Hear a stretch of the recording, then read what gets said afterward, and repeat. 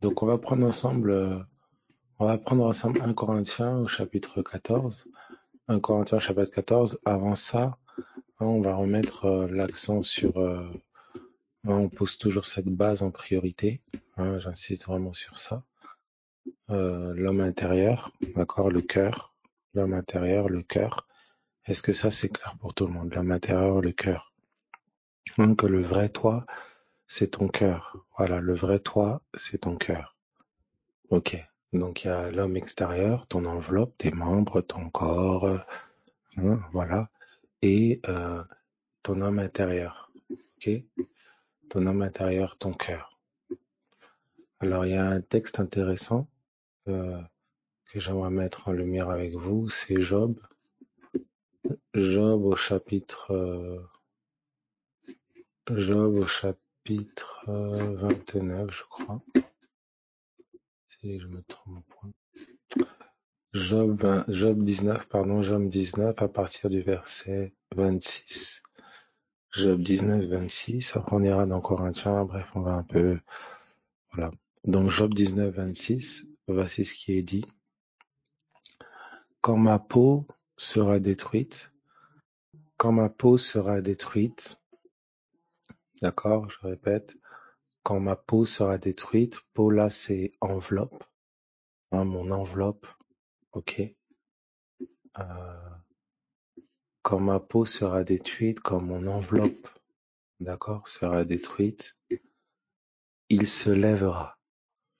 Quand je n'aurai plus de chair, quand je n'aurai plus de chair, d'accord, quand je n'aurai plus de corps, c'est intéressant parce qu'il y a aussi la notion de circoncire, d'accord. Quand je n'aurai plus de chair, il dit, je verrai Dieu.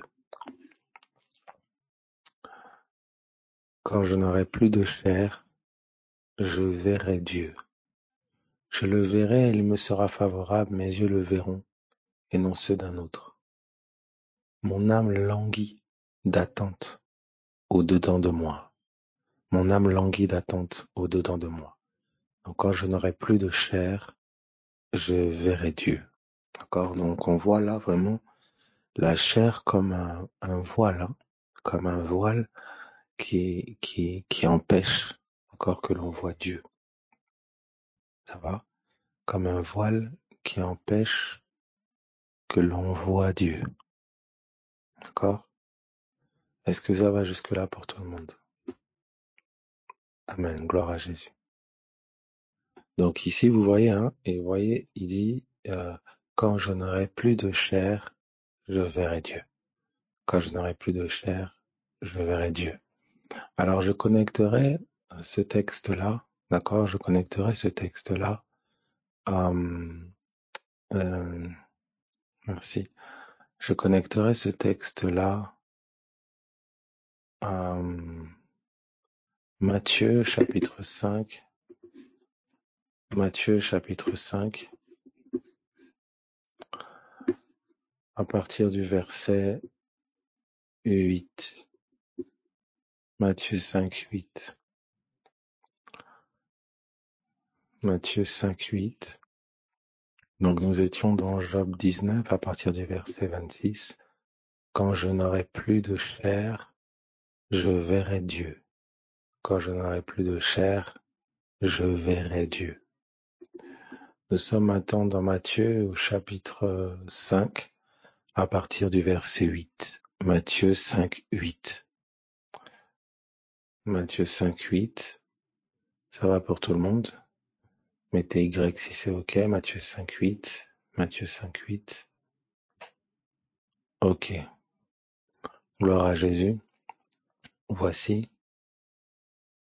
Heureux ceux qui ont le cœur pur, car ils verront Dieu. Heureux ceux qui ont le cœur pur, car ils verront Dieu. OK. Heureux ceux qui ont le cœur pur, car ils verront Dieu. Donc je vais mettre ça.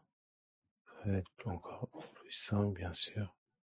Heureux ceux qui ont le cœur pur, car ils verront Dieu. Ça va, vous flairez la chose? Vous voyez la connexion entre ma chair qui n'est plus et mon cœur pur? Est-ce que tout le monde voit cela?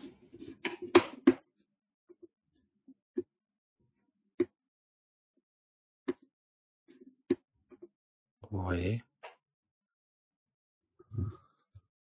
Ok. Hop. Non. Voilà. Ok, donc vous voyez, il est dit dans Job 19, à partir du verset 26, hein, je prends donc cette partie-là, quand ma peau sera détruite, hein, comme mon enveloppe sera détruite, d'accord, il se lèvera quand je n'aurai plus de chair, d'accord. Donc j'écris cela, hein, quand je n'aurai plus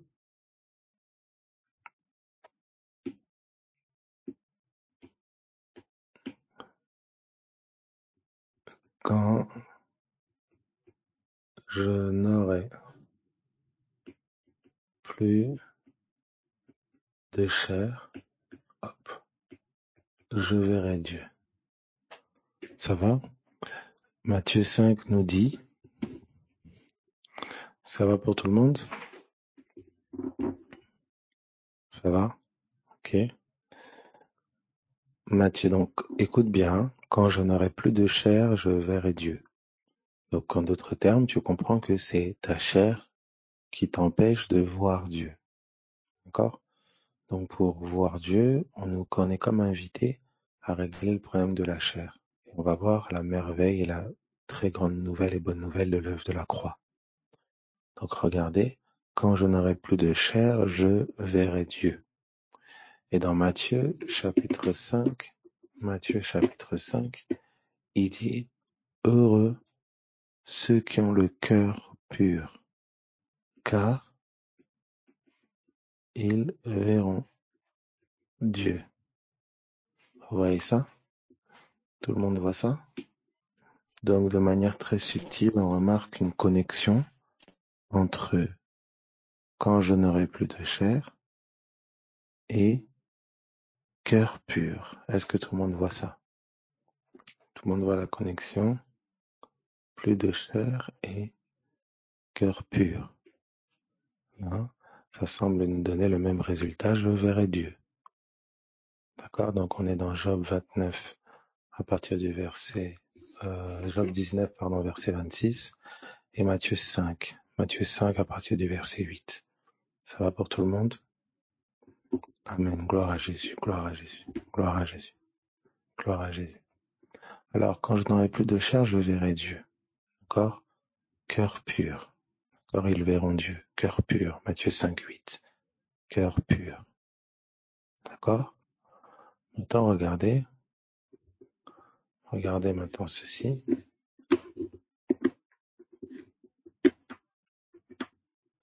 Prenez avec moi Jean 15 à partir du verset 3. Jean 15 à partir du verset 3. Jean 15 à partir du verset 3. Jean 15 à partir du verset 3. Ça va? Voici. Déjà vous êtes purs à cause de la parole que je vous ai annoncée. Voici. Vous entendez ça? Vous entendez ça? Déjà vous êtes purs à cause de la parole. Donc déjà, vous pouvez voir Dieu. Alléluia, alléluia, alléluia. Est-ce qu'on peut évoluer là? Est-ce qu'on peut évoluer? Ok. Donc, à cause de la parole annoncée, déjà vous êtes purs. Ok? On est en train de me dire, Heureux ceux qui ont le cœur pur. Donc déjà, vous êtes purs. D'accord? À cause de la parole.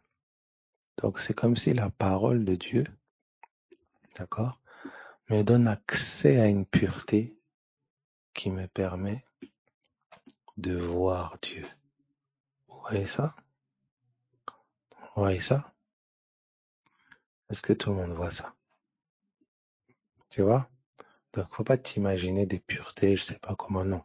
C'est la parole annoncée qui te donne accès à une pureté, qui te donne de voir Dieu. Maintenant regarde ceci.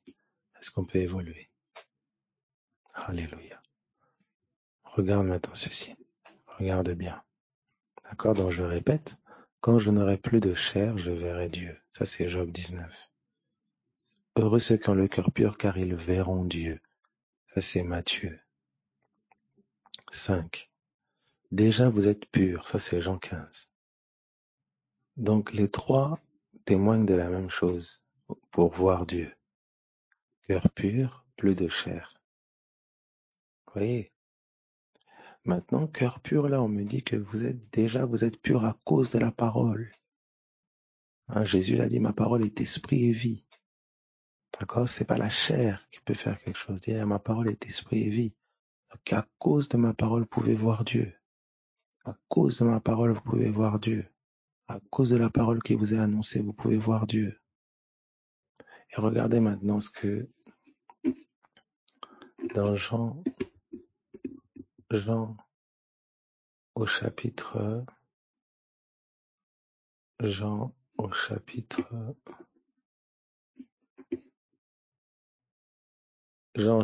14. Jean chapitre 14. Jean 14 à partir du verset 8. Jean 14 verset 8. Donc je mets les références. Jean 19, 26, Matthieu 5, 8, Jean 15. Et Jean 15 combien? Jean 15, 3. En même temps, je prends Jean 14 au verset 8. Jean 14, verset 8. Ça va pour tout le monde? Tout le monde suit bien? Donc Jean 14, verset 8. Seigneur, montre-nous le Père et cela nous suffit. Donc Philippe demande quelque chose. Et il dit, montre-nous Dieu. Montre-nous le Père. Et cela nous suffit. En d'autres termes, on veut voir Dieu. Est-ce que tout le monde voit ça? Ça va? Donc Philippe, il est très clair. Hein? Donc voilà. Montre-nous. Donc Philippe, il veut ça. Ce qui est bleu là. Vous voyez? Voilà. Philippe veut voir Dieu clair. Est-ce que tout le monde est OK? Tout le monde est OK? Mettez Y. C'est bon pour tout le monde? Et regardez ce que Jésus va répondre à Philippe. Il dit, il y a si longtemps que je suis avec vous et tu ne m'as pas connu, Philippe. Celui qui m'a vu a vu le Père. Comment dis-tu montre-nous le Père? Donc Jésus répond. Et Jésus, ou je dirais même plutôt le Christ, donc la parole. Alléluia. Vous entendez ça? On va le prendre plutôt comme ça. Alléluia. Le Christ, Jésus, d'accord? Le Christ Jésus, regardez ceci, hein? Le Christ Jésus répond, celui qui m'a vu a vu le Père. Celui qui m'a vu a vu le Père. D'accord? Moi maintenant, nous allons ensemble. La parole répond. Celui qui m'a vu a vu le Père. Est-ce que ça va? Est-ce que tout le monde voit ça? Or, il semblerait que pour voir, si on remonte, quand je n'aurai plus de chair, personne ne peut me voir et vivre. Quand je n'aurai plus de chair. D'accord? Personne ne peut me voir et vivre. Regardez maintenant ceci. Alléluia. Regardez ceci. Voir, Jésus, celui qui m'a vu, a vu le Père. La parole dit, celui qui m'a vu, a vu le Père. Mais voir ici. On sait que pour le cœur, d'accord? On sait que pour le cœur, voir, est-ce que ça va pour tout le monde? Ok? La parole, celui qui m'a vu, a vu le Père. Et on sait ici que voir, c'est avec les yeux qu'on voit. Or, les yeux égalent l'intelligence. Les yeux du cœur, c'est l'entendement. Est-ce que ça va pour tout le monde? Donc, celui qui m'a vu a vu le Père. Celui qui m'a compris a compris le Père. Est-ce que tout le monde voit ça? Est-ce que ça va pour tout le monde ça? Donc il semblerait que pour comprendre, il y a un appel à mourir. Alléluia. Est-ce qu'on peut évoluer? Est-ce que tout le monde comprend ça? Est-ce que tout le monde voit ça? D'accord? Quand je n'aurai plus de chair, je verrai Dieu. Heureux ceux qui ont le cœur pur, car ils verront Dieu. Déjà, vous êtes purs à cause de la parole que je vous ai annoncée. Philippe dit, montre-nous le Père. Et cela nous suffit. Jésus dit, celui qui m'a vu a vu le Père. Ça fait si longtemps que je suis avec toi, Philippe. Tu m'as toujours pas connu. Ça fait si longtemps que je suis là. Tu m'as toujours pas connu. Il avait une idée et une façon et une imagination de concevoir, de voir le Père.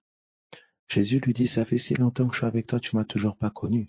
Mais celui qui m'a vu a vu le Père. Aujourd'hui, le Saint-Esprit te dit, ça fait si longtemps que je suis avec toi, tu m'as toujours pas connu. Mais celui qui m'a compris ma parole, celui qui comprend ma parole, celui à qui ma parole est révélée, Christ lui apparaît. Celui à qui ma parole est révélée, celui qui comprend ma parole avec le cœur, m'a vu. Celui qui m'a vu a vu le Père. Celui qui m'a comprise, la parole dit, a compris Dieu. Maintenant, tu vois bien que pour comprendre Dieu, pour voir Dieu, on te dit, quand je n'aurai plus de chair, la parole qui t'est annoncée t'invite à un renoncement afin de la voir. Tant qu'il n'y a pas ce renoncement, tant qu'il n'y a pas cette croix que j'accepte, ce renoncement à mon ancienne vie, à mon ancienne mentalité, je reste voilé et empêché de voir Dieu. Seigneur, aide-moi à tourner le doigt à cette ancienne mentalité qui me voile ton visage. Aide-moi à tourner le doigt à ces pensées charnelles et vaines qui m'empêchent de voir ta face. Au nom de Jésus. Au nom de Jésus. Est-ce que quelqu'un comprend ce que je dis? Est-ce que ça va pour tout le monde? Vous voyez ça?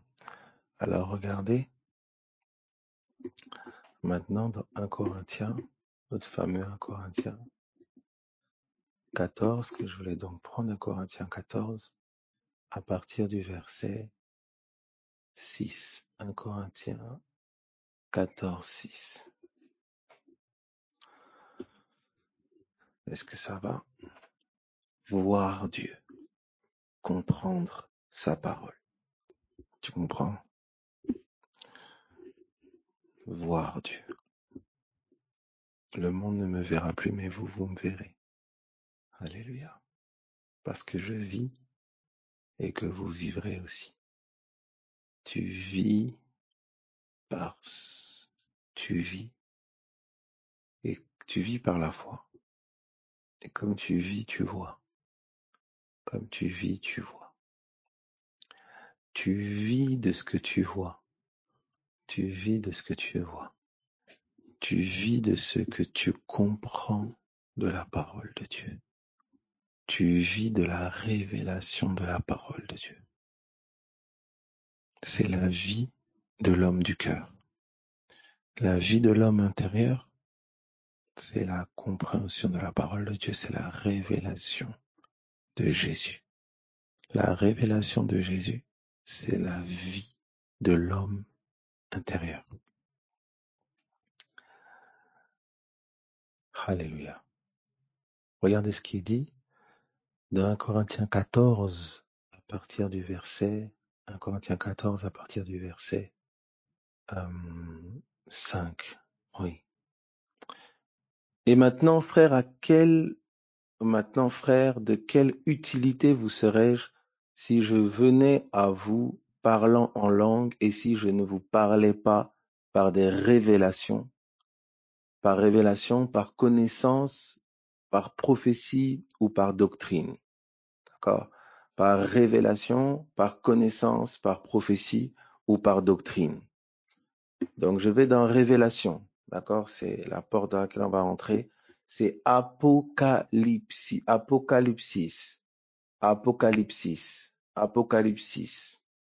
D'accord? Révélation.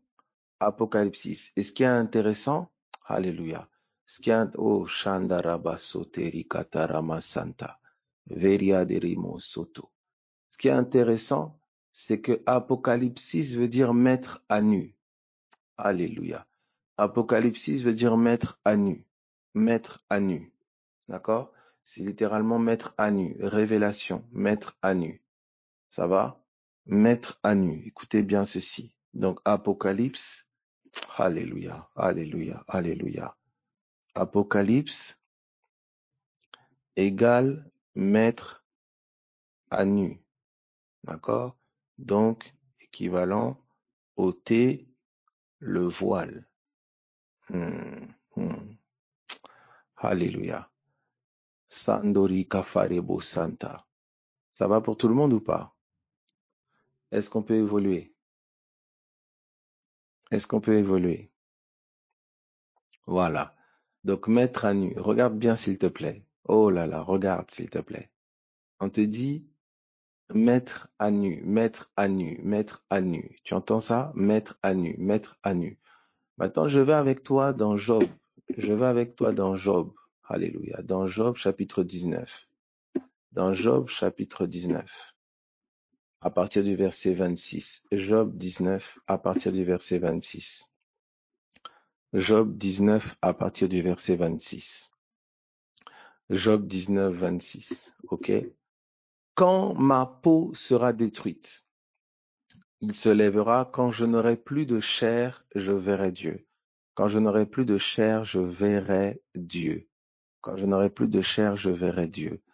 Et voici maintenant, regardez, quand ma peau sera détruite, hein, je prends ma peau. Et ma peau ici, c'est enveloppe. D'accord? C'est enveloppe.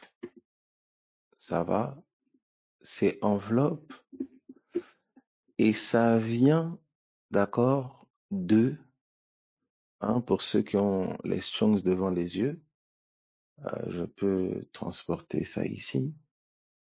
Est-ce que ça va ou vous voulez que je l'affiche? C'est bon pour tout le monde? Ok. Donc, peau, c'est enveloppe. D'accord? C'est l'enveloppe, hein.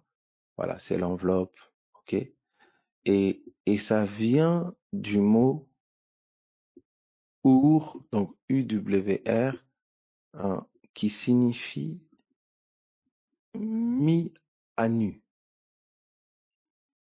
Mis à nu. D'accord? Mis à nu. Donc, la pensée du mot peau, d'accord? C'est couvrir, d'accord? La nudité. Ça va? C'est couvrir, d'accord? Donc, hein, c'est voiler. C'est pour ça que la chair est vue comme un voile.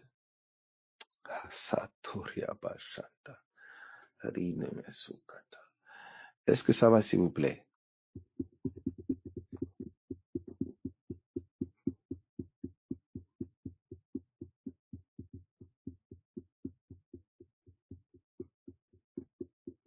Alléluia. Maintenant, regardez ceci. Gloire à Jésus. Donc, qu'est-ce que je comprends par là? Donc, comprends ceci. C'est que ici, la peau égale voile. Est-ce que ça va?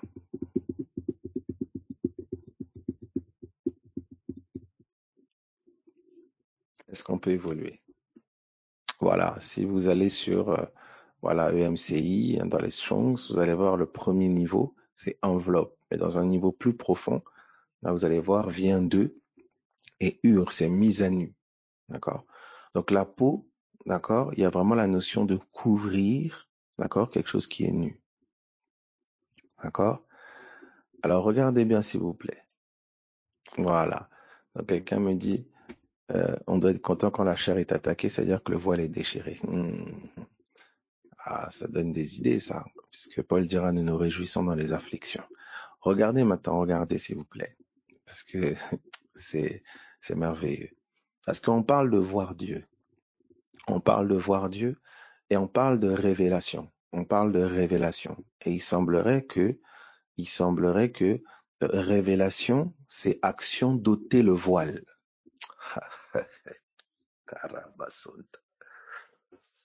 Est-ce que quelqu'un est en train de... Est-ce que ça va? Est-ce qu'on peut évoluer? Est-ce qu'on peut évoluer? Donc, on dit ceci, écoutez. Il dit, ah, Jésus est vraiment merveilleux. Donc, révélation égale action d'ôter le voile. C'est littéralement Apocalypse, d'accord? Apocalypsis qui signifie littéralement mettre à nu. Mettre à nu. D'accord? Donc, il y a comme quelque chose qui est revêtu de peau. Donc, c'est comme si, d'accord? Hein, c'est comme si Dieu, alléluia, c'est comme si la parole, d'accord, est voilée. Alléluia.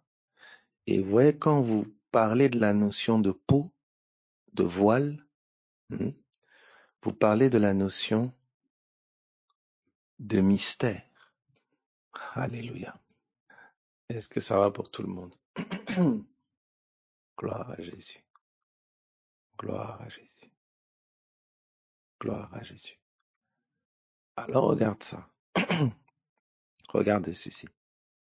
On te dit, quand ma peau sera détruite, d'accord?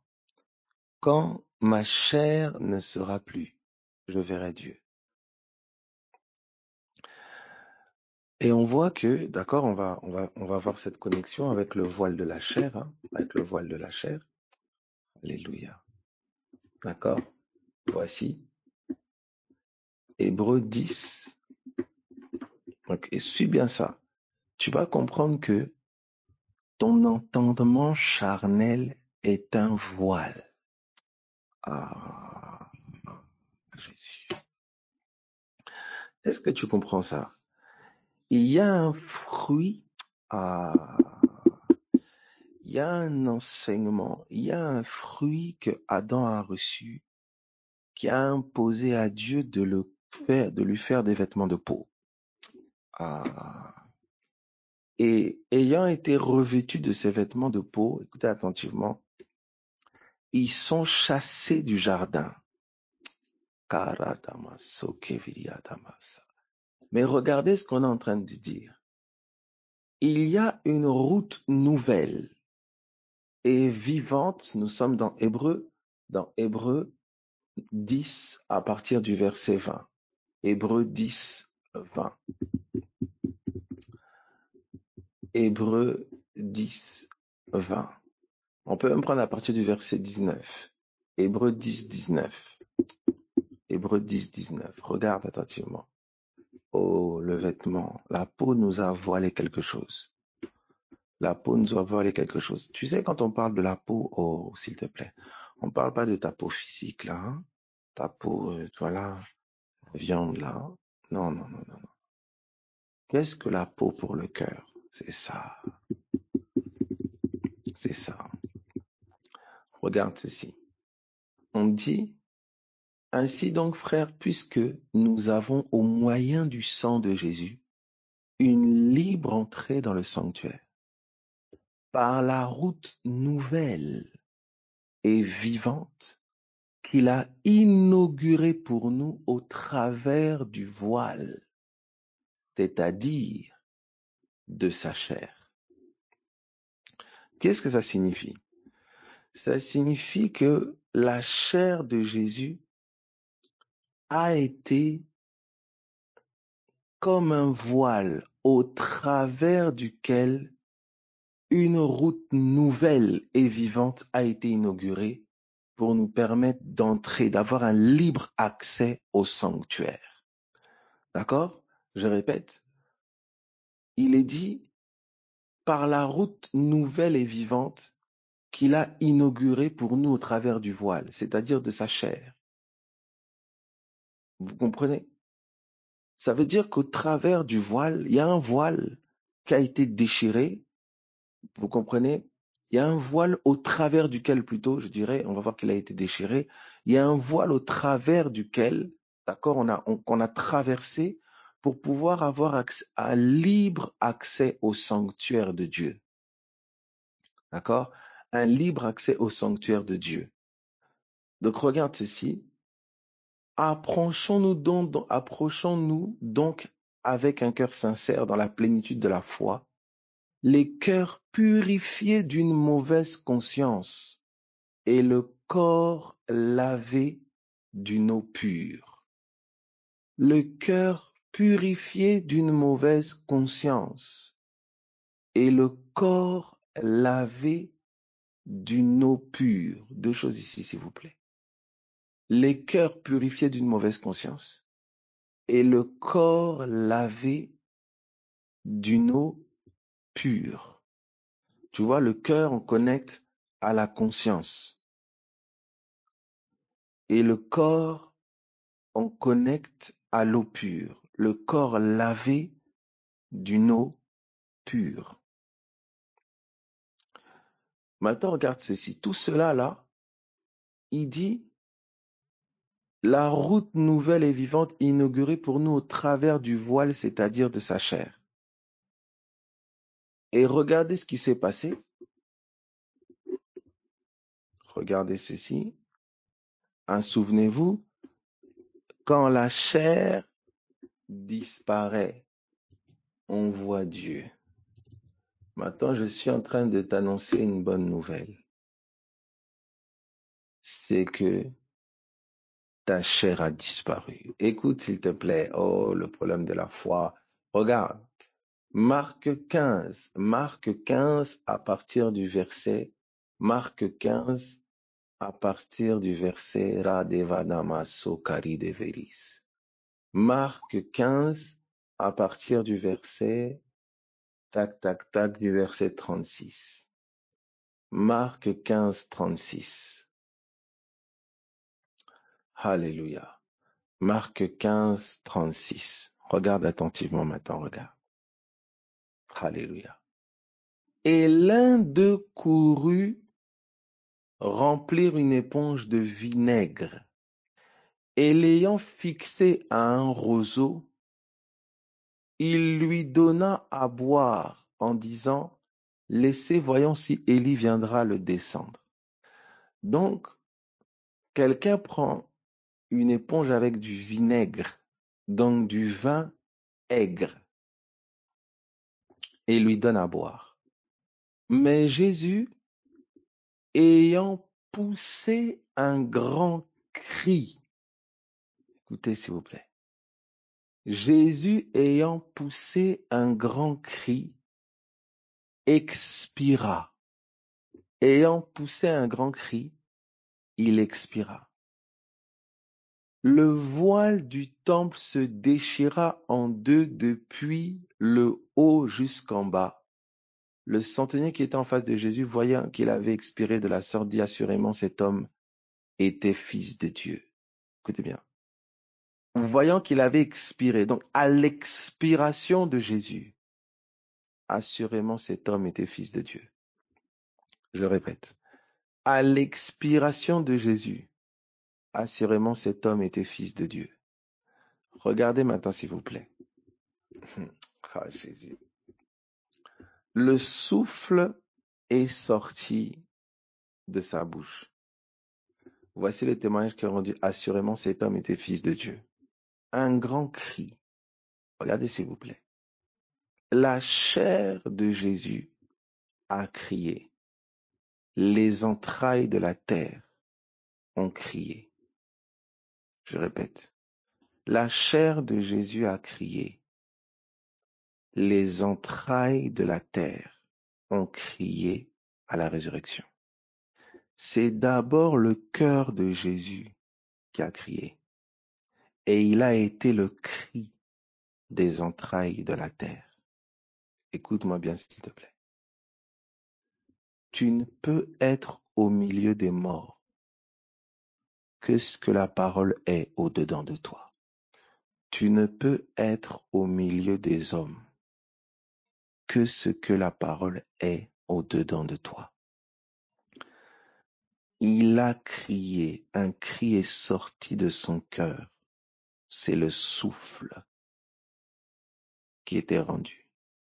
Et le témoignage, cet homme était fils de Dieu.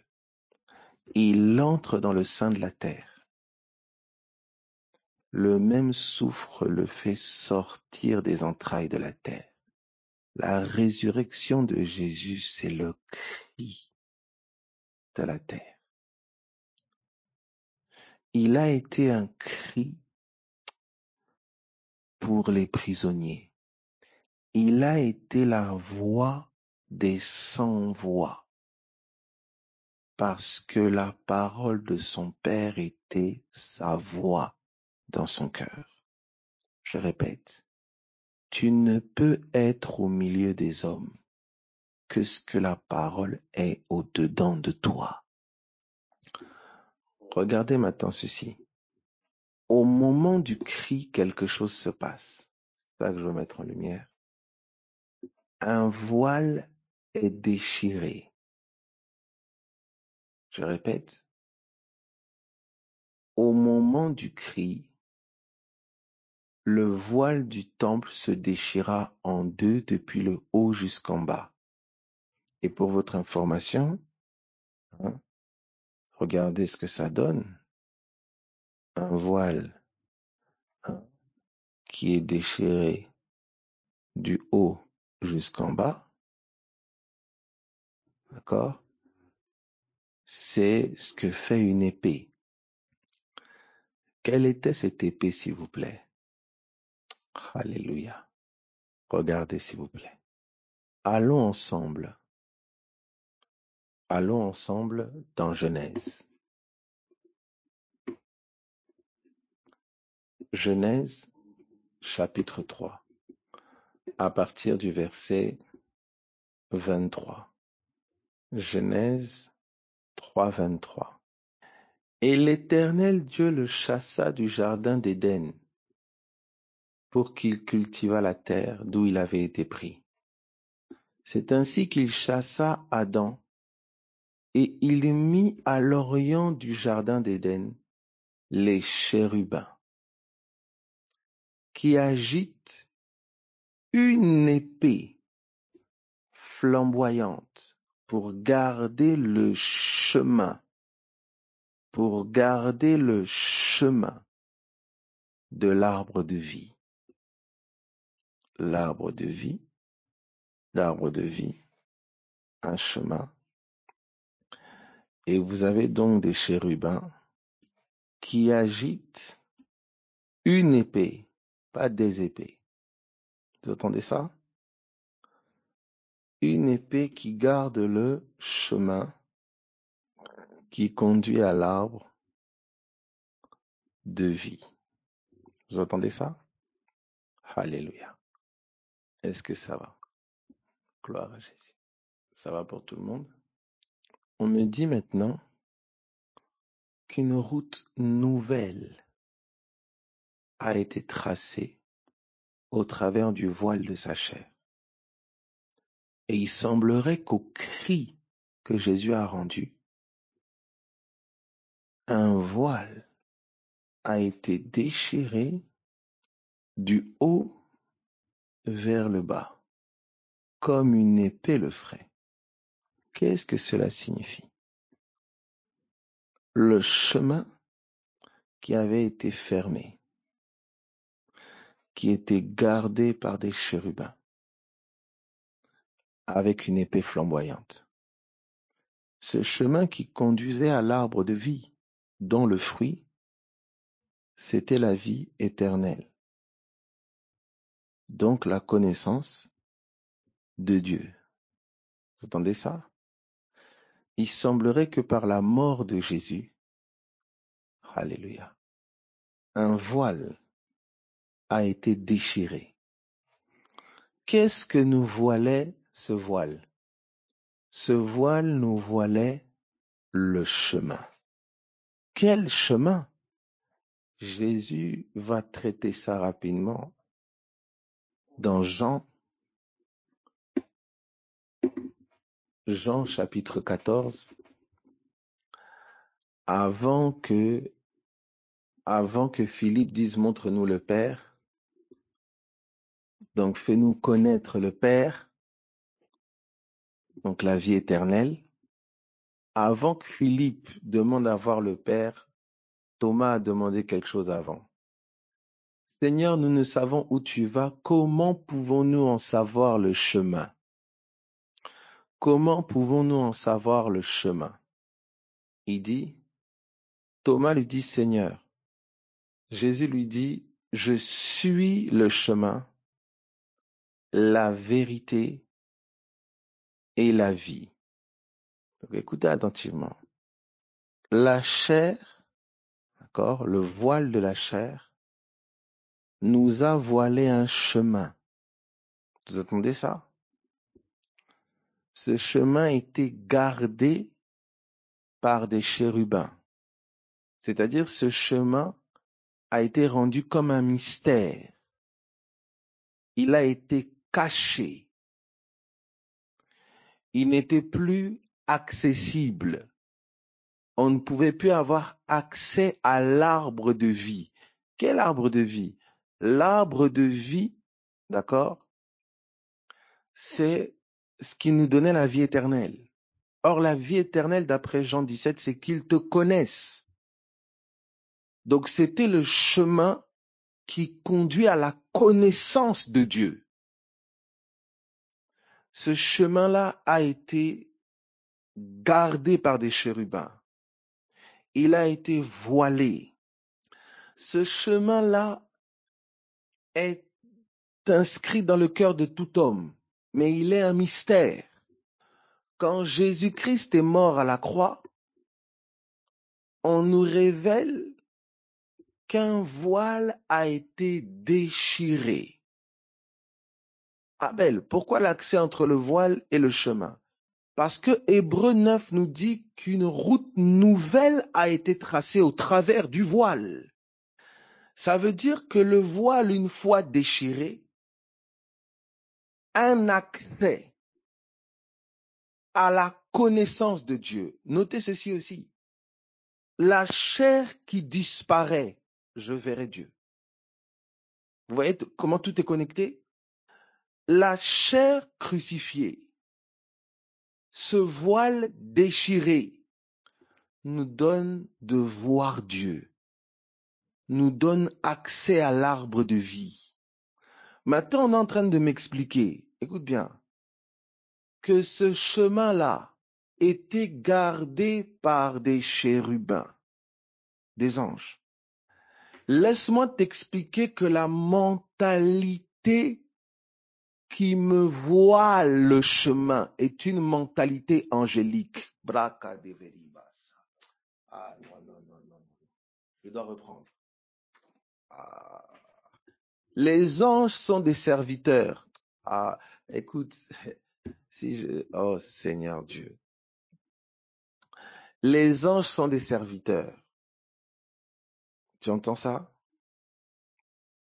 Voilà. Tu comprends comment Satan était un chérubin protecteur. Satan était un ange. Tu entends ça? C'est-à-dire la mentalité, pour ça te dire la sagesse humaine, tu comprends la mentalité là, humaine, hein, qui est un voile, qui nous voile quoi? La mentalité de l'héritier, la mentalité du fils de Dieu. C'est-à-dire la mentalité charnelle est une mentalité angélique. C'est une mentalité... Oh, Sandaraba, Shekarika, Sandaraba. Aïe, aïe, aïe. Vous comprenez pourquoi la loi, vous comprenez pourquoi ceux qui sont sous la loi, la grâce leur est voilée?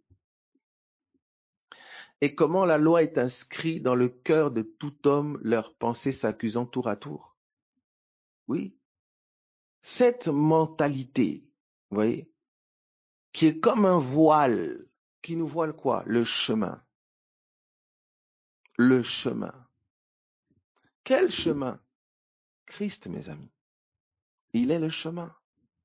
Ça veut dire que cette mentalité qui m'empêche de pénétrer le mystère de Christ, c'est une mentalité gardée par des anges.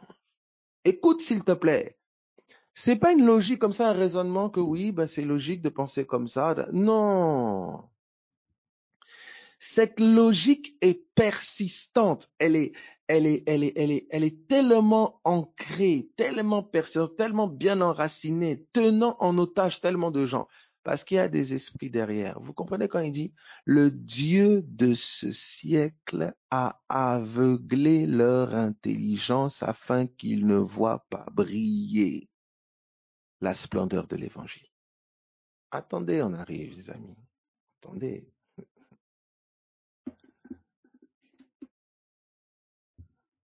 Est-ce que quelqu'un comprend ça? Ici, c'est les anges divins. C'est pas des démons. C'est démons maintenant que le chemin est ouvert, mais tu persistes à rester voilé. Écoutez bien. La lumière, quand une alliance est donnée, d'accord? Quand une alliance est donnée, quand vous persistez dans la chose, alors que nous avons changé de saison, c'est maintenant les ténèbres. Est-ce que vous savez que le serpent d'airain sur la perche est devenu une idole après pour les enfants d'Israël? Au moment où Moïse le lève en signe de révélation de l'œuvre de la croix, c'est une forme.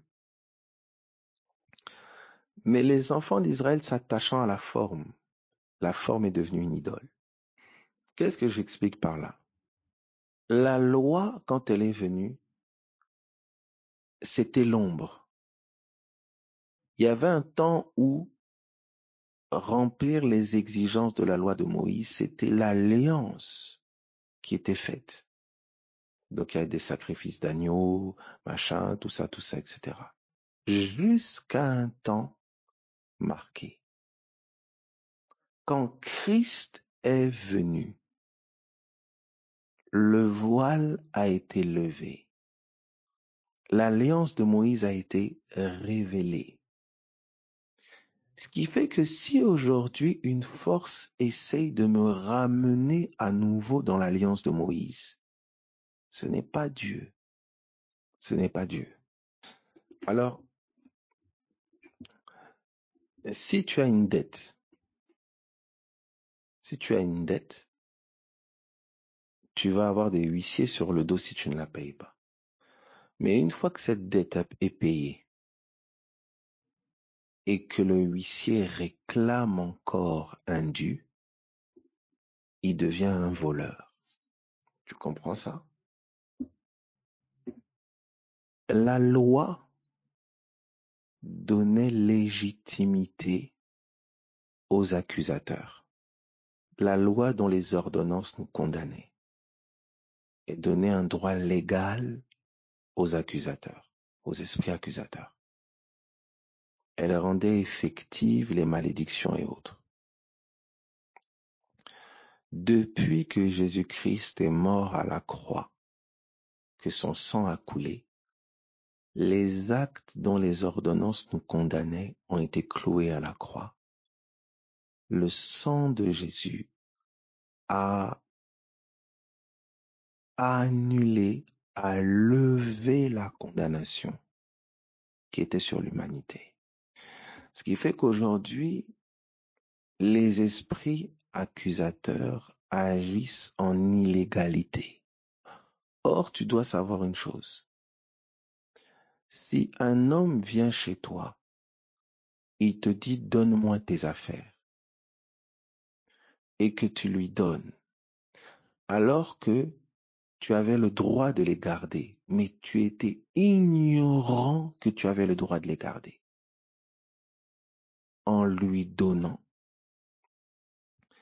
il t'a volé avec ton accord. Il y a de grandes chances que juridiquement, même humainement parlant, sur le plan juridique, on peut quasiment rien faire. Tu sais que juridiquement parlant, si tu ouvres ta porte à quelqu'un qui entre chez toi et qu'il fait certaines choses chez toi, par exemple, etc., légalement parlant, c'est très compliqué de régler ça. Parce qu'ayant ouvert ta porte, la personne est chez toi. Là, je te parle sur le plan humain. Sur le plan spirituel, légalement parlant, Satan n'a plus de droit. Il a été dépouillé, c'est-à-dire la condamnation qui était sur toi a été levée. Mais ta chair ayant été pervertie, conditionnée à être esclave, lui donne toujours comme un droit de passage, alors qu'il n'a plus le droit. C'est pour ça que la crucifixion de ta chair marque la fin de ses abus. Tu comprends ça? C'est pas lui le problème, le fond du problème. C'est mon ignorance des décrets divins, de l'œuvre de la croix, et ma vie charnelle qui persiste. Vous comprenez ça?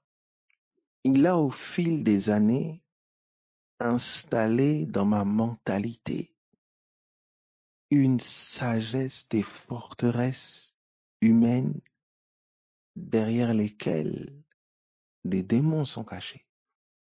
Donc, ce qui fait que même sachant que ma dette a été payée, j'ai la mentalité d'un endetté. J'ai les forteresses d'un endetté. Donc, à chaque fois qu'on vient encore me réclamer l'argent que je ne dois plus, j'ai le réflexe. Parce que j'ai été conditionné depuis des années à la dette. Voilà pourquoi les faits spirituels, c'est que ma dette a été payée. Je ne dois plus rien. Mes fautes ont été pardonnées. Ma dette a été payée. Spirituellement, je ne suis plus condamné. Mais ma mentalité n'est pas renouvelée à cette idée. Je suis sorti d'Égypte. C'est acté, officiel. mais j'ai encore la mentalité d'un Égyptien. Nous sommes en train de voir là que cette mentalité-là est un voile qui m'empêche de voir ce qui m'a été donné. Cette mentalité est un voile qui m'empêche de voir le prix qui a été payé pour moi. Et on est en train de m'expliquer là que derrière cette mentalité, c'est une mentalité angélique. Donc c'est une mentalité qui a été érigée et bâtie par des esprits. Vous comprenez ça? C'est pour ça que c'est par révélation que ces mentalités sont renversées. Il faut la connaissance d'un autre esprit supérieur pour renverser ces mentalités, ces forteresses qui ont été bâties par des esprits. C'est l'illumination, c'est la révélation. Est-ce que quelqu'un comprend ce que je dis? Je donne encore un exemple ici. Prenez avec moi Ézéchiel. Ézéchiel au chapitre 9. Est-ce que ça va? Est-ce que ça va? Est-ce que ça va? Voilà pourquoi il y a certaines mentalités qui sont en train de tomber de plus en plus. Et tu prends des positions de plus en plus dans ton cœur. Il y a des choses que tu commences à rejeter. Tu commences à être au-dessus de certaines choses. Les choses commencent à de moins en moins t'atteindre. Alléluia. L'humilité prend forme. Tu renonces à certaines mentalités. La vaine manière de vivre héritée de tes pères. Parce que le voile est déchiré. Tu n'es plus cette personne-là. Cette mentalité n'est plus toi, c'est fini. Tu n'es plus esclave de cette prison de pensée. Tu n'es plus esclave de cette mentalité charnelle. Tes yeux ont été ouverts. Alléluia. Regarde ceci. Alléluia. Regardez ceci. Gloire à Jésus. Gloire à Jésus. Alléluia. Regardez ceci. Regardez ceci. Nous sommes dans Ézéchiel au chapitre 8, Ézéchiel chapitre 8 à partir du verset 1er. Ézéchiel 8, 1. Donc n'oubliez pas, quand je parle toujours le langage du cœur. Vous avez vu par exemple dans le langage du cœur, voir, c'est comprendre. Donc vous avez vu Apocalypse, si vous regardez bien, Apocalypse, c'est ce qu'on a appris tout à l'heure, c'est révélation. Et révélation, c'est aussi apparition et manifestation. Vous voyez? Donc la révélation à mon cœur, c'est l'apparition à mon cœur. Une révélation est pour mon cœur une apparition. Est-ce que ça va? Je répète, une révélation pour mon cœur est une apparition. Tu comprends? Donc lorsqu'une idée vient à toi, lorsqu'une révélation vient à toi, c'est un esprit qui se tient devant toi. Ça va? Est-ce que ça va pour tout le monde? Ce que je mets dans ton cœur, c'est ce que je mets devant tes yeux.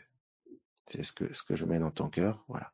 C'est pour ça que ma parole ne s'éloigne pas de tes yeux, garde-la dans le fond de ton cœur. Tu vois? Donc ce que tu repasses dans ton cœur, c'est ce que tu mets devant tes yeux, c'est ce que tu regardes, c'est ce que tu contemples. Donc c'est ce qui t'apparaît, c'est ce qui t'est révélé.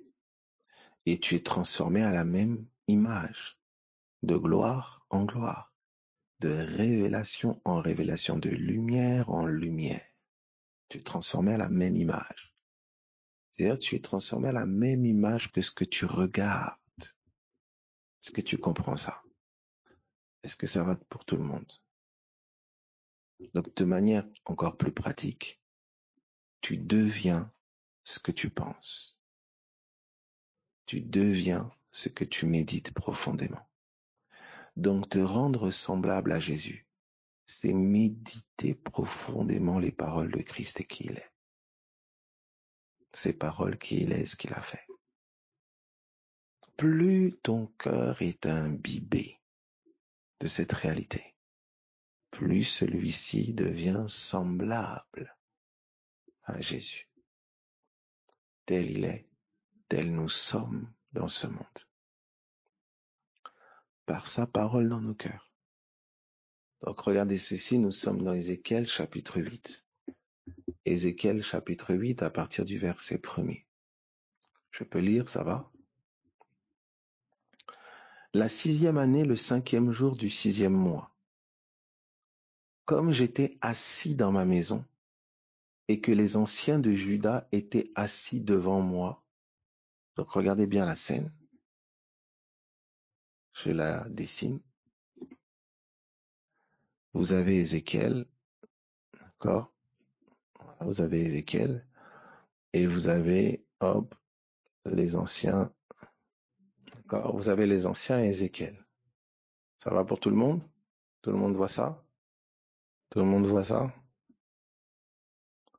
Voilà. Vous avez les anciens et Ézéchiel. Ok. Maintenant, regardez ceci. La main du Seigneur de l'Éternel tomba sur moi. D'accord? Donc la main du Seigneur vient sur Ézéchiel. D'accord? Quand la main du Seigneur vient sur Ézéchiel, elle vient sur le lui esprit. Hein? Ça va? Elle vient sur le lui intérieur. Oh, tout le monde capte ça? Hein, c'est le lui que j'ai fait en bleu. Ça, c'est Ézéchiel intérieur. Ça va? Tout le monde comprend ça? Est-ce que ça va? Voilà. Et Ézéchiel, d'accord? Ézéchiel, il dit, je regardais. Et voici, c'était une figure ayant l'aspect d'un homme. Donc, il est en vision maintenant. Je regardais. Et voici, c'était une figure ayant l'aspect d'un homme. Depuis ses reins en bas, c'était du feu. Et depuis ses reins en haut, c'était quelque chose d'éclatant, comme de l'airain poli. Il étendit une forme de main et me saisit par les cheveux de la tête. Et me saisit par les cheveux de la tête. Alléluia. Écoute bien. On a vu ensemble, hein, on a vu ensemble les cheveux. Ça va? L'entendement. Ézéchiel est saisi par les cheveux de la tête. Écoute bien. Tu es saisi via la parole qui t'habite. Tu comprends? Ézéchiel, il n'a pas de cheveux. Si Ézéchiel n'a pas de cheveux intérieurs, on ne le saisit pas là. Est-ce que tu m'entends, s'il te plaît? Oh, Jésus de Nazareth. Tu comprends? C'est pas qu'on l'a saisi par les cheveux physiques, on commence à le dire. Non. Tu comprends? On l'a saisi par les cheveux intérieurs. Écoute bien. Ah, Sondarabashata. Écoute, il y a des esprits qui font alliance. Écoute-moi s'il te plaît. Il y a des esprits, d'accord, qui ont accès à toi par certaines parties de ton corps, mais qui sont intérieures. Il y a des démons qui agissent comme ça. Maintenant, regarde. C'est pas que c'est la partie de ton corps physique, non. C'est ton intérieur. Mais ce qu'il fait à l'intérieur peut s'incarner à l'extérieur. Ah, est-ce que quelqu'un est en train de comprendre ce que je dis? Un exemple. On te dit que l'enseignement est une parure à ton cou. C'est un collier. Tu comprends? Ce collier-là, c'est-à-dire un esprit mauvais peut t'enseigner. Tu comprends? Il peut te communiquer un enseignement démoniaque, des instructions démoniaques. Et ces instructions démoniaques qui te communiquent dans ton cœur peuvent s'incarner physiquement par un collier qu'on peut te faire porter. Est-ce que quelqu'un est en train de comprendre ce que je dis? C'est ça que vous voyez lors de rituels démoniaques et autres. On va te dire, par exemple, tu dois porter telle chaîne autour de ta taille, tel truc de perle autour de ta taille, ou vous voyez certaines pratiques. Parce que ta taille, là, c'est tes reins. C'est ton entendement qu'on lit. Est-ce que tu comprends ça? C'est pas que le fil, là, il a un quelconque pouvoir, non. Spirituellement, il y a une parole qu'on a affectée aux reins de ton entendement. Est-ce que quelqu'un est en train de comprendre ce que je dis? Est-ce que quelqu'un est en train de comprendre? Brasso ribashada. Est-ce que ça va? Voilà. C'est pour ça que ce qu'un esprit fait au-dedans, tu peux comme on a avoir des signes au dehors. Tu vois? C'est-à-dire, tu vas avoir quelqu'un, par exemple, qui va chérir excessivement, par exemple, tel vêtement, ou qui va chérir tel excès. Tu comprends? Ça va, en fait, au dehors, ça va prendre la forme comme d'une forme d'idole. Tu comprends? Mais au dedans, ça a la forme d'une mentalité. C'est pour ça que le renoncement à cette mentalité va te faire renoncer à l'idole. Karabaso kandeveridas. Est-ce que tu comprends ça? Est-ce que tu comprends? Je répète.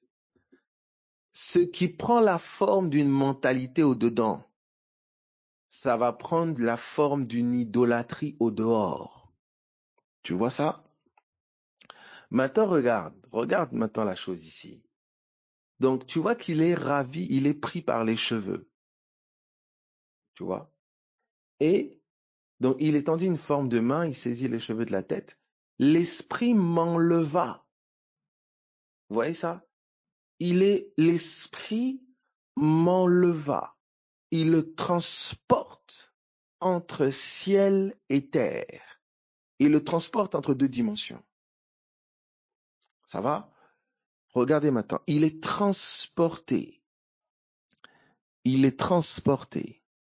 Vous comprenez? Il est en esprit maintenant. Est-ce que vous voyez ça? Alléluia. Tout le monde voit ça? Tout le monde voit ça? Donc, il est plus dans la sphère naturelle. Maintenant, regardez ceci. Il est dans une sphère intermédiaire. Regardez ceci. Il est entre ciel et terre. Regardez ceci, s'il vous plaît. Il dit, et me transporta dans des visions divines. Il est transporté dans des visions. Regardez. À Jérusalem, à l'entrée de la porte intérieure du côté du septentrion, où était l'idole de la jalousie. Regardez. Il est transporté où? À Jérusalem.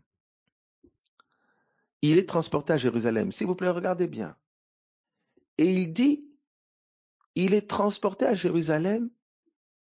Il dit, du côté du septentrion, donc à l'entrée de la porte intérieure, du côté du septentrion, donc du côté du nord, où était l'idole de la jalousie? Donc, il est transporté à l'entrée de la porte intérieure, aïe, aïe, aïe. Au nord, qu'est-ce qu'il y avait là? L'idole de la jalousie. Est-ce que ça va là pour tout le monde?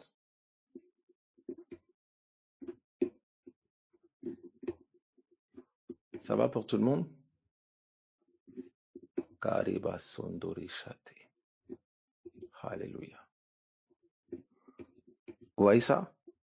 Mais comme vous le savez bien, mes amis, la jalousie, c'est pas dans nos cheveux. Personne ne met une statuette, il dit jalousie, je t'adore, jalousie. En fait, où est-ce qu'il se trouve? Regardez maintenant la suite. Il dit, où était l'idole de la jalousie qui excite la jalousie de l'Éternel? Et voici la gloire de Dieu d'Israël était là, telle que je l'avais vue en vision dans la vallée. Il continue. Verset 5.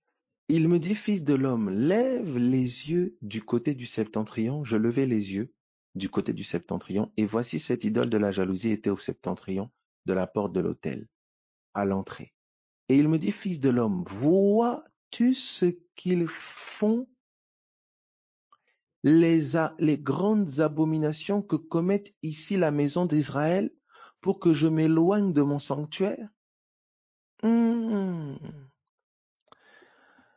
Ézéchiel est en train de voir ce qu'ils font. Et on a vu ensemble que faire pour le cœur, c'est quoi? Penser. Alléluia. Oh. Est-ce que vous voyez ça? Donc, Ézéchiel est en train de voir ce qu'il pense. Et c'est pourquoi, donc, vous voyez, en fait, qu'est-ce qui se passe? Regardez la suite. Il me dit, fils de l'homme, etc. Il dit, alors il me conduisit à l'entrée du parvis. Je regardais et voici, il y avait un trou dans le mur, verset 7. Alors il me conduisit à l'entrée du parvis. Je regardais et voici, il y avait un trou dans le mur. Et il me dit, fils de l'homme, perce la muraille. Je perçais la muraille. Et voici, il y avait une porte. Et il me dit, entre et vois les méchantes abominations qu'ils commettent ici. J'entrai et je regardais et voici, il y avait toutes sortes de figures, de reptiles et de bêtes abominables. Et toutes les idoles de la maison d'Israël peintes sur la muraille, tout autour. Vous entendez ça? Il est en train de voir, voyez, exactement, comme Jésus qui voyait les pensées des cœurs. En fait, vous voyez, il est dans la dimension spirituelle, mais en fait, il est dans la dimension intérieure. Et intérieure de qui? Regardez la suite. 70 hommes des anciens de la maison d'Israël, au milieu desquels était Jazania, fils de Shaphan, se tenaient devant ces idoles, chacun l'encensoir à la main, et il s'élevait une épaisse nuée d'encens. Et il me dit, fils de l'homme, vois-tu ce que font dans les ténèbres les anciens de la maison d'Israël, chacun dans sa chambre pleine de figures? Chacun où? Dans sa chambre. Waouh! Est-ce que vous voyez ça? Ça veut dire que Ézéchiel est dans une dimension où le cœur des anciens d'Israël est révélé comme des chambres. Les pensées des anciens d'Israël sont révélées comme des œuvres. Et la motivation de leurs œuvres révélée comme des idoles. La jalousie régnait entre les serviteurs, entre les anciens d'Israël. Et vous voyez comment Ézéchiel le voit en vision. Est-ce que quelqu'un est en train de comprendre ce que je dis? Est-ce que ça va? Oh, est-ce que tu vois cet autre monde? Est-ce que ça va? Tu comprends? Et si là, tu commences à penser, ah bah oui, une chambre, je vais aller dormir, je sais pas où. Non, tu vois, c'est magnifique, tu vois. Et c'est un esprit qui le ramène dans cette dimension. C'est pour ça qu'on te dit, c'est l'esprit de prophétie. C'est pour ça qu'il te dit, laissez prophétiser, etc. Dans 1 Corinthiens. Dans Corinthiens, il est dit que si quelqu'un vient au milieu de vous et que quelqu'un prophétise, il dit les secrets de son cœur seront révélés et ainsi, il reconnaîtra que Dieu est au milieu de vous. Le monde de la prophétie, c'est le monde des cœurs. Le monde de l'esprit, c'est le monde des cœurs. Tu entends ça? C'est-à-dire que tu peux voir, par exemple, tu vois ici, il voit le cœur des anciens d'Israël comme la chambre, comme des chambres. Tu vois ça? Tu peux voir, par exemple, je te donne un exemple ici. Laisse-moi terminer sur cet exemple. Aïe, aïe, aïe. Est-ce qu'on peut évoluer? Est-ce qu'on peut évoluer? Ça va pour tout le monde? Ça va? Alors, regarde, je te donne un exemple ici. Je te donne un exemple. On te dit ceci, regarde bien. Nous sommes dans Colossiens. Colossiens au chapitre 3. J'insiste, je te parle depuis, on parle du monde du cœur, du monde du cœur, du monde du cœur, du monde du cœur. Tu vois, c'est ce monde-là, le monde des songes, le monde des rêves, le monde des esprits. C'est le monde du cœur, monde du cœur. Du coup, il y a des choses que tu peux voir, il y a des choses que tu peux percevoir, il y a des choses qu'on peut te montrer, mais que tu ne discernes pas. Parce que ton entendement charnel te voile l'entendement intérieur. Ton entendement charnel te voile l'entendement spirituel. Donc, tu vois, toi, tu vas lire ça, par exemple, tu vois des chambres. Ah, voilà, le temple, il était rentré, il a percé une muraille. Ça veut dire que, il est venu avec une perceuse. Ah, mais comment il a fait le temps de trouver la perceuse? Ah ouais, non, il perçait pas avec des perceuses avant. Ah non, non, non, non, non, non, non, non. Tu vois, dans l'esprit, c'est pas comme ça. Est-ce que tu vois ça? Il est dans l'esprit. À chaque fois, vous voyez, ravi en esprit, ravi en esprit. On est dans d'autres lois. On n'est plus dans une même lecture. Le temps est bouleversé. Les lieux sont bouleversés. Vous voyez? Dans le monde du cœur, le temps n'est pas un temps chronos. C'est un langage nouveau, exactement. Le temps n'est pas un temps chronos. Tu comprends? Quand, par exemple, Ésaïe te dit, ils ont percé le psaume 22, David va dire, ils ont percé mes mains et mes pieds. Il est déjà en train de parler de la crucifixion de Jésus par l'Esprit de Christ. Il parle déjà de la crucifixion de Jésus, mais comme au présent. Parce que ton cœur ne vit pas les choses dans le temps comme ton corps le vit. Tu comprends ça? C'est-à-dire que ton cœur est dans un temps révélation. Alléluia. Ton cœur est dans un temps révélation. Tu vois ça? Qu'est-ce que ça signifie? Tu vois les 7 jours de Genèse? Tu peux prendre 7 jours comme 7 jours de la semaine. Ça, c'est le temps physique. C'est comme ça qu'après, tu vas faire du 7e jour le dimanche, le samedi ou le vendredi. Tu t'habilles bien, tu vas quelque part, c'est le 7e jour, c'est le jour du Seigneur. Ça, c'est physique. Quand tu prends les 7 jours comme des jours cœur, les jours du cœur, tu n'es plus dans des jours 24 heures. Tu es dans des jours révélation. C'est pour ça que le premier jour est marqué par la lumière qui brille au sein des ténèbres. Comme Paul dit, le Dieu qui a dit que la lumière soit, a fait briller la lumière dans nos cœurs. Voici pour toi le premier jour. C'est le début de la révélation de Jésus. Donc de jour en jour, ça devient pour toi de révélation en révélation de Jésus. Est-ce que tu comprends le langage du cœur? Est-ce qu'on peut évoluer?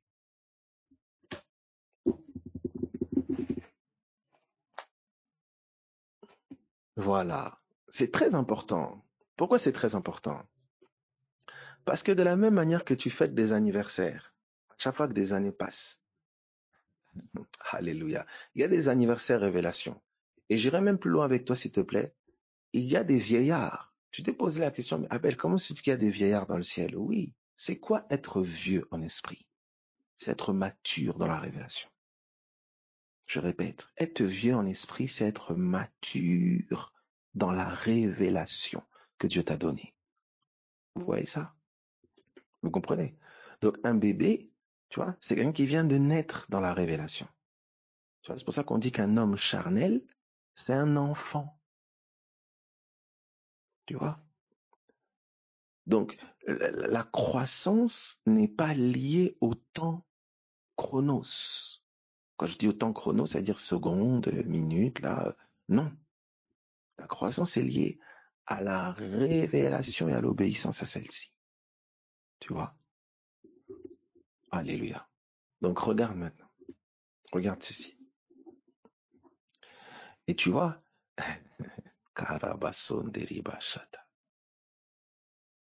dans le secret, tu vas fréquenter des gens de ton âge. Aïe, aïe, aïe. C'est pour ça que quand on t'appelle à grandir, une révélation plus grande t'est donnée, à laquelle tu es appelé à obéir et mourir à toi pour y accéder. Parce qu'on veut te faire rentrer dans une autre classe. Regardez ceci. Alléluia. C'est pour ça qu'il y a des connexions qui dépendent de la manière dont tu honores la révélation. L'âge qui t'a été donné, c'est la révélation qui t'a été donnée. Donc tu sais à quel âge tu es appelé à mourir. Alléluia. Alléluia. Brasso katarabashanta. Regarde ceci. Regardez ceci. On est dans Colossiens. Colossiens, chapitre 3. Colossiens chapitre 3, regardez ceci. À partir du verset 5. Non, même on peut prendre plus haut. À partir du verset 2. Affectionnez-vous aux choses d'en haut. Affectionnez-vous. Le mot affectionnez-vous là, le mot affectionner, c'est phronéo.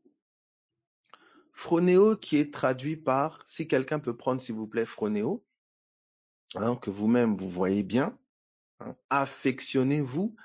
Tu peux commencer à dire, oh j'ai des sentiments, l'affection. Non, comprends l'affection dans le langage, tu vois, dans le langage du Seigneur. Regardez ceci. Affectionnez-vous. Qu'est-ce qu'on a dans les Strongs? Affectionnez-vous. Voilà. Avoir la compréhension. Vous avez aussi penser, concevoir. Vous voyez? Avoir des sentiments. Vous voyez ça? Diriger son esprit vers. Donc vous voyez. Et c'est le même mot qui est employé dans 1 Corinthiens 13, 11. Quand Paul dit, lorsque j'étais enfant, je parlais comme un enfant. Je phronéo comme un enfant. Je pensais comme un enfant. Vous voyez ça? Donc, tu comprends, il y a la mentalité, il y a la compréhension d'un enfant, il y a la compréhension d'un adulte. Et la compréhension d'un enfant semble être la compréhension charnelle, d'après le langage de Paul. Puisqu'il dit, lorsque je suis devenu homme, j'ai fait disparaître ce qui était de l'enfant. Oh, je prie que tu fasses disparaître ce qui est de l'enfant. Regardez ceci. Avoir la compréhension de, prenons la première définition, c'est la base, c'est la fondamentale. C'est penser, concevoir, avoir la compréhension de. Donc on est en train de me dire, ayez la compréhension des choses d'en haut. Pensez aux choses d'en haut. Vous voyez ça? Ayez la compréhension des choses d'en haut. Pensez aux choses d'en haut. D'accord? Pourquoi? Regardez ceci. Regardez ce qu'on va nous dire. Le même phronéo là, vous le retrouvez dans Romains chapitre 8 à partir du verset 7. Romains 8, 5, pardon. Qui dit, ceux en effet qui vivent selon la chair s'affectionnent aux choses de la chair. Le mot vivre là, c'est exister, être. Ceux qui sont, ceux qui existent depuis la chair, ils s'affectionnent aux choses de la chair. Ils ont la compréhension, ils phronéo les choses de la chair. Ils ont la compréhension, ils ont les pensées tournées vers les choses de la chair. Parce que leur existence, leur être est dans la chair. Il dit au verset, voilà, tandis que ceux qui vivent selon l'esprit s'affectionnent aux choses de l'esprit. S'affectionnent aux choses de l'esprit. Ceux qui vivent, ceux qui existent depuis l'esprit, ceux qui vivent selon l'esprit. Vivre là, c'est être, exister. Et selon là, c'est depuis aussi. Donc ceux qui existent, ceux qui sont, ceux qui existent depuis l'esprit, ils ont la compréhension des choses de l'esprit. Ils ont les pensées spirituelles. Ils ont les pensées tournées vers les choses de l'esprit. Tu vois ça? Donc en fonction de où est ton existence, depuis quoi tu tires tes racines, ta mentalité va s'agencer autour. C'est ainsi que tu trouves le même mot aussi dans arrière de moi Satan. Tu mets en scandale car tes phronéos ne sont pas les pensées de Dieu mais celles des hommes. Arrière de moi Satan car tes phronéos sont les pensées des hommes. Ta manière de penser, ta manière de comprendre est comme les hommes, pas comme Dieu. Vous voyez ça? C'est Matthieu 16, 23, arrière de moi Satan. C'est phronéo aussi. Vous comprenez ça? Maintenant, regardez ceci. Ah, allons ensemble. Regardez. Nous sommes du coup dans Colossiens. Donc, il dit, phronéo les choses d'en haut. Et vous savez que, hein, vous savez qu'il est dit, hein, l'affection de la chair, c'est la mort. Le phronéo charnel, c'est la mort. Et l'affection de l'esprit, c'est la vie. Donc le phronéo de la chair, c'est la mort. Le phronéo de l'esprit, c'est la vie. Tu vois ça? Tu vois? La compréhension charnelle, c'est la mort. La compréhension de l'esprit, c'est-à-dire la révélation, c'est la vie. Tu vois? La compréhension charnelle, c'est une compréhension cérébrale. C'est une mentalité basée et axée autour des 5 sens. Axée autour de l'extérieur. Le phronéo de l'esprit, c'est la révélation du cœur. C'est la pensée axée autour des choses d'en haut. Regarde maintenant ceci. Regarde. Il dit, affectionnez-vous aux choses d'en haut et non à celles qui sont sur la terre. Tu entends? Pourquoi? Car vous êtes mort. T'es mort. Maintenant, assis-toi. Commence à réfléchir. Je suis mort. Ok. Mais tu es là devant moi physiquement. On est là, on échange. Tu es en train d'écouter. Tu vois que quand il parle de mort, il y a quelque chose d'autre là. Je vais même plus loin avec toi.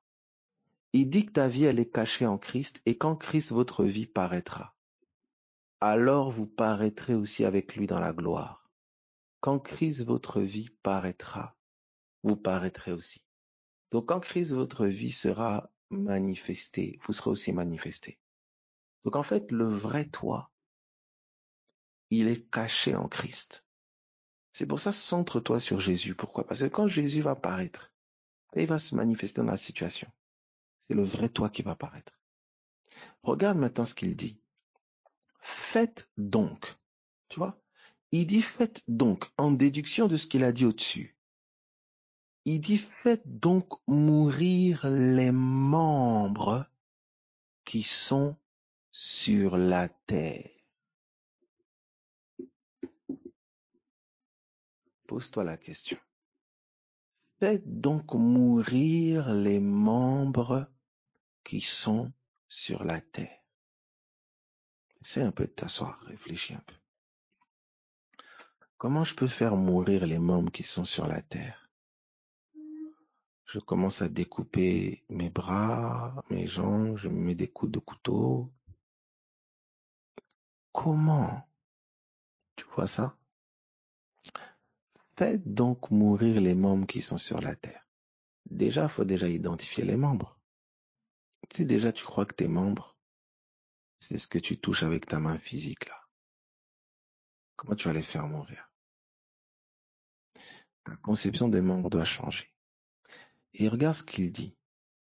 Faites donc mourir les membres qui sont sur la terre.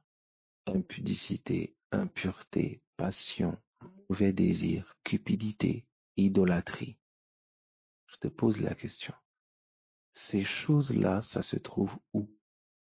Dans le cœur, premièrement. Exactement. Les membres qui sont sur la terre, la racine, c'est la mentalité charnelle. En fait, il est en train de te dire, dépouille-toi de la mentalité charnelle. Dépouille-toi. Tu comprends? Tu vois? C'est-à-dire que il y a un appel au renoncement.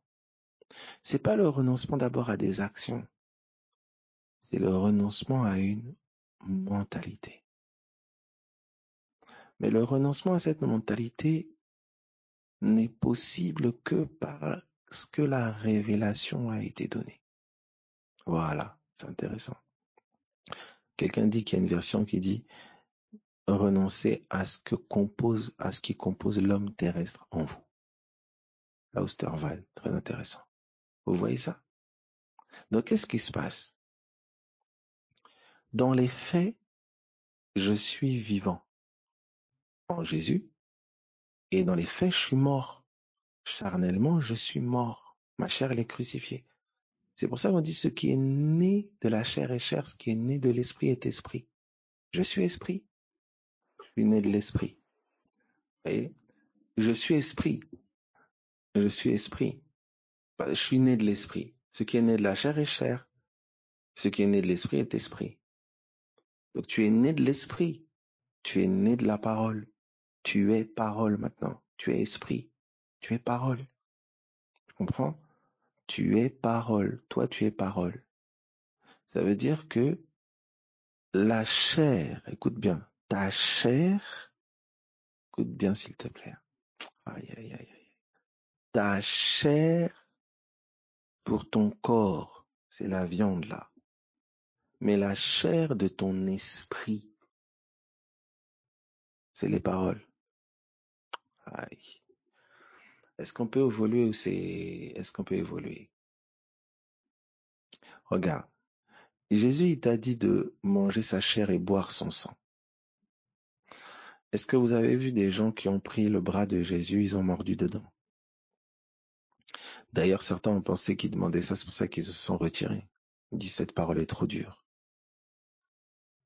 Quand Jésus parlait, il parlait depuis l'esprit.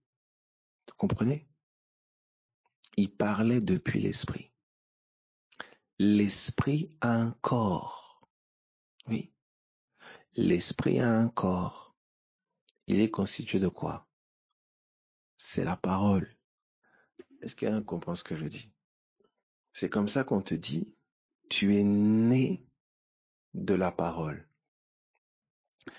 Et c'est pour ça que la maison spirituelle que tu es est édifiée quand tu parles en langue. Celui qui parle en langue s'édifie. Le mot édifier là, c'est bâtir une maison. Et celui qui prophétise, qui parle sous inspiration, édifie l'église. Donc tu es édifié, bâti intérieurement par la parole, par la vie de la parole qui t'anime. Voilà. Faites mourir les membres équivaut renoncer à certaines pensées, certaines paroles. Tu vois ça? Donc maintenant, regarde. Quand Dieu t'a donné sa parole,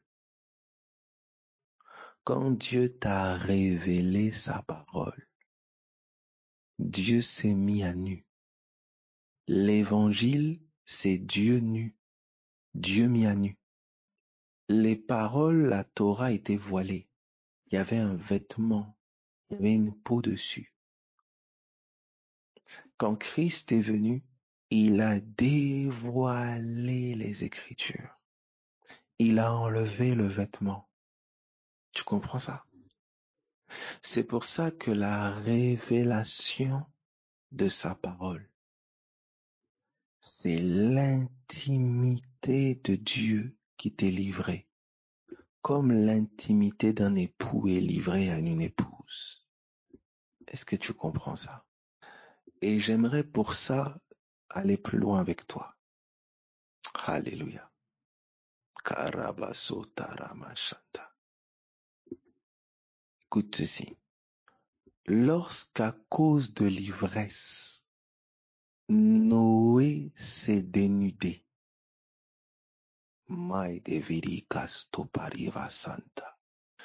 Deux de ses fils ont détourné les regards pour le recouvrir, mais un a exposé sa nudité et il a été maudit.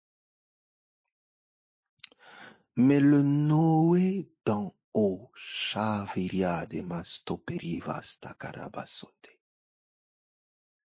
s'est dénudé et a dit annoncer à tous.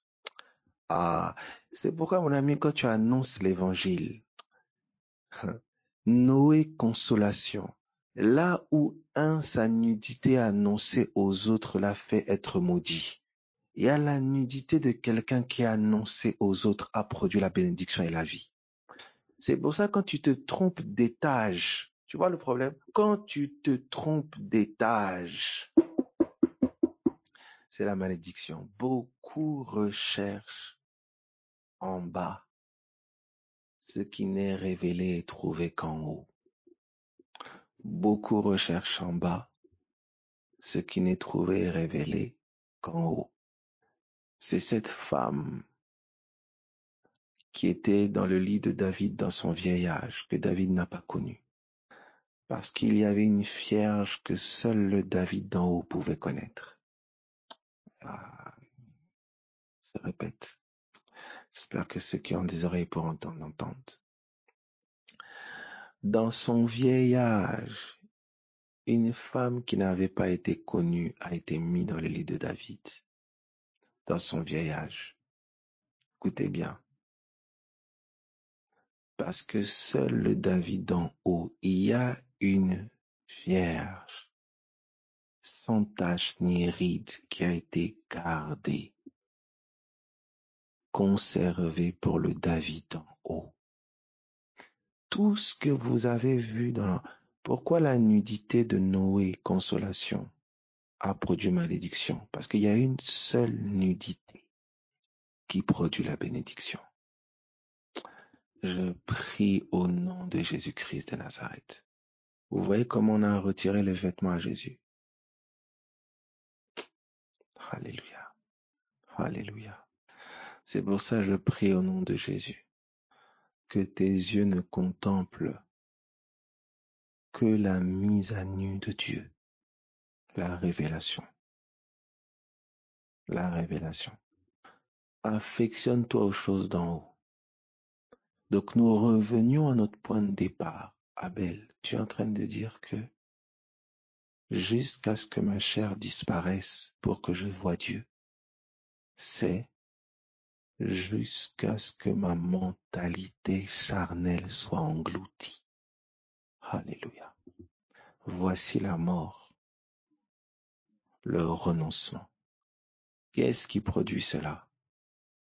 Que l'épée de la parole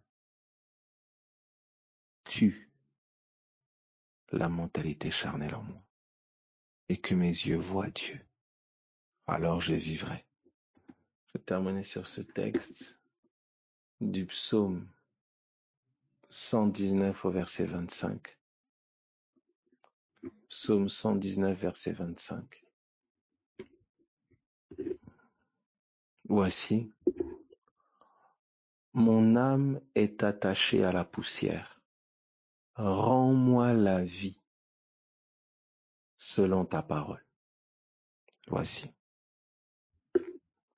Mon âme est enterrée, mon âme est attachée à la poussière. Il dit, voilà la mort ici. Quelqu'un de charnel. Il dit, rends-moi la vie selon ta parole.